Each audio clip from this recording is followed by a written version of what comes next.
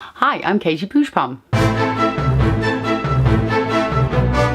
Welcome to TheatreBound, a channel dedicated to all things theatre. And it's that time of the week for Downstage discussions, where I talk about what's happening in theatre today, or judging on when I upload this video, what happened in theatre last week. News. The news. All the news. All things are happening in news. What's been happening in theatre today? Trump has the hump. Mike Pence went to see the play Hamilton on Broadway in New York City and was booed by the cast. Cast booed them because they said they are the diverse America who are alarmed and anxious that your new administration will not protect us. For those of you who don't know, Mike Pence is the new vice president to Donald Trump, who will be in power in January. It's so weird to say that out loud, isn't it? Donald Trump, he was so angry by this that his vice president Mike Pence could get booed by a cast. He did what every president should do. He got onto Twitter. Donald Trump said, "The theatre must always be a safe and special place." Clearly, Trump doesn't go to many immersive plays.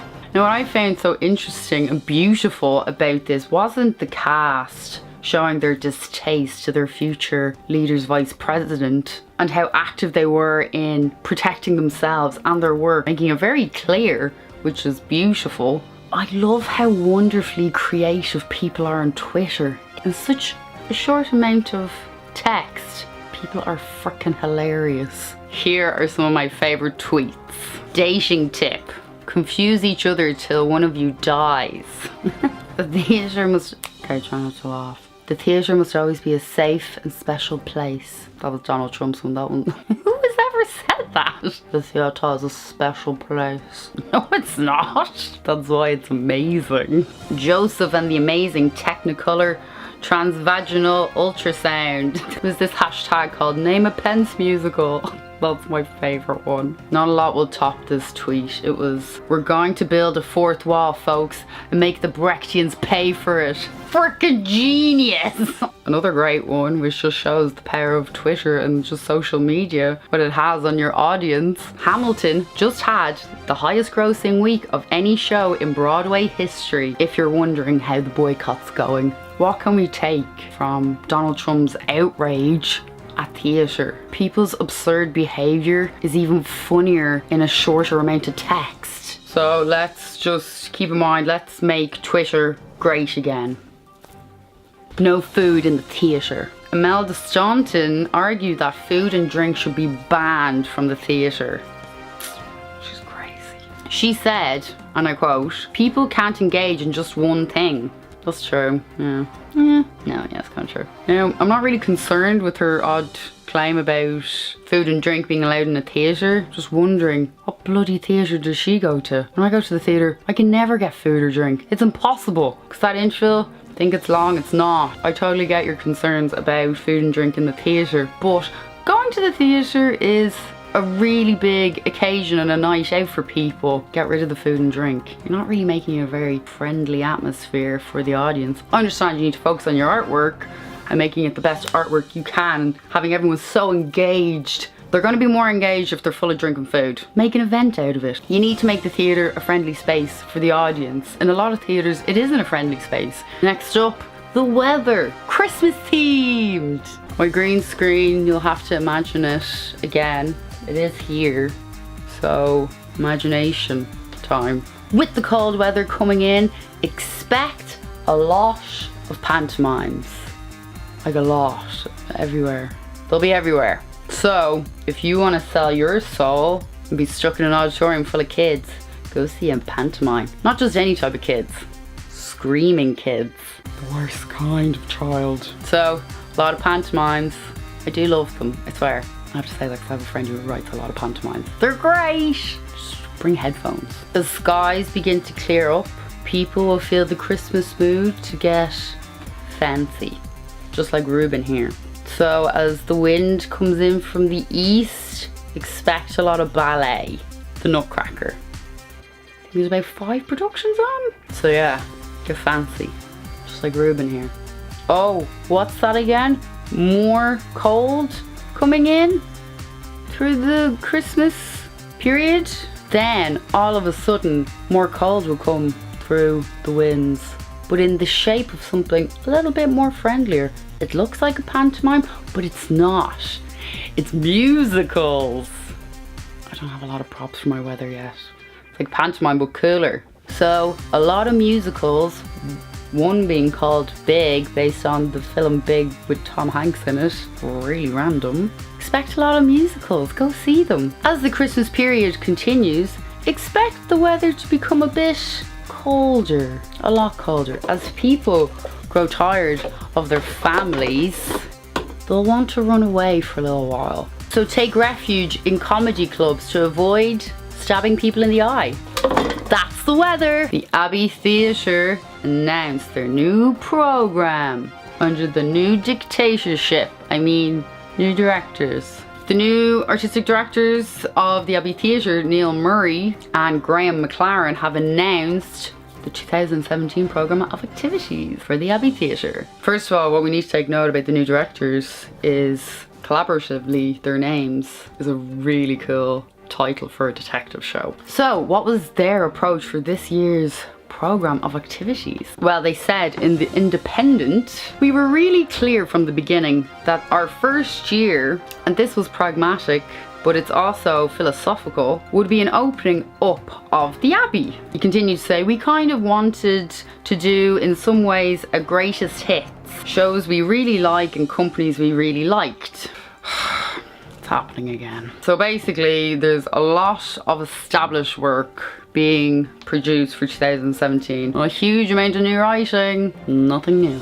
I'm sure 2017 for the Abbey Stage is going to be great. It has a lot of amazing theatre makers involved in the programme. Don't get me wrong, it looks amazing. But you are the National Theatre of Ireland. Why are you so resistant to new writing and vaginas? I mean, it's gonna be great.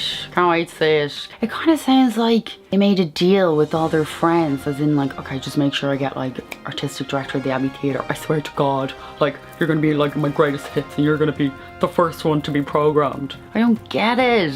It's such a great opportunity, particularly with Waking the Feminists. Just kick the table over and be like, yeah, let's do our own thing. Well, at least they said they're gonna open up the Peacock stage. Well, we won't know till January, so fingers crossed they actually do. Oh my God, imagine they didn't. We're like, haha, we were lying. Next up, jail time with some playtime. I found this article, fell in love with it. It's amazing. So, Sabra Williams and Tim Robbins teamed up together to create acting classes and implement them in prisons. They created an 8-week intensive acting course for rehabilitation. Now, I know what you're all thinking, did the course work? And they said, it's from the New Yorker, this article, the Prison Project celebrated its 10th anniversary this year and will expand to the California prisons in February in 2017. That the program worked so well, now other prisons around America are going to implement them in their systems. And then there's also that question, well, why bother bringing theatre into prisons? Like, what's the point? And in the article, it points out, although crime is low, every year 2.3 million people are sent to prison. 2.3 million, that's like Dublin. Yeah, I think that's like the whole of Dublin. Well, no, maybe not. And Sabra Williams had the idea to bring theatre into prisons when she moved from London to LA with the English Shakespeare Company. They performed a lot of the Bard's Roman plays in prisons, and she saw firsthand the positive effect theatre had on the inmates and how much they loved it. The project itself is called Actors Gang Project, and they teach them, I quote, inmates to diffuse their emotions through the 16th century commedia dell'arte improv exercises. Tim Robbins continues saying, to be able to share personal stories in character without judgment, that this style of theatre, that's what that does. Basically, it's providing a safe and sacred place where we could go and get into these characters and see what relationships developed. Okay, say, let's play devil's advocate. And we'll look on the flip side. Maybe it didn't work. It did! It reduced inmates returning by 90%. 90%. It's a really compelling story. Huge reminder that theatre isn't just for the stage, and it's not just to entertain, but rehabilitate, because there's so many tools of expression in it to use. And that's what we are as humans. We're so complex like that. We need that many tools. We need a whole bloody garage full. Now, to finish up theatre stuff I found on the internet of some sites that maybe you know or don't know, but now you do know. I found these sites, well, I've been on them a very long time, but I just thought I'd share them with you because they're full of loads of theatre information. Arts Professional is an amazing site. If you subscribe to them, they'll send you articles, what's happening in theatre in the UK and the world, certain practices that are happening out there. Amazing. Creativity. I can never say that. Oh, leaving their icon. It's amazing. It's a really good site about theatre news and what's happening today, like Arts Professionals. It's absolutely amazing. It's really good. They send you emails as well. Fantastic site. Go support them as well. They're unreal.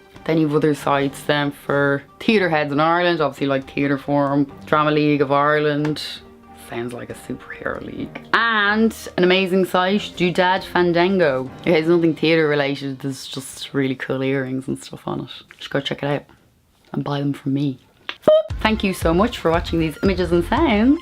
I upload 2 videos a week, Downstage discussions and my TheatreBound videos, which are full of alternative theatre information and alternative theatre making. Loads more videos on the way. Me exploring and going on theatre adventures. They're on the way, I swear. It's just, exploring costs a lot more money than I expected it to. Don't forget to give this video a little like, maybe a comment, and don't forget to subscribe. Thank you so much for watching. Bye. Bye.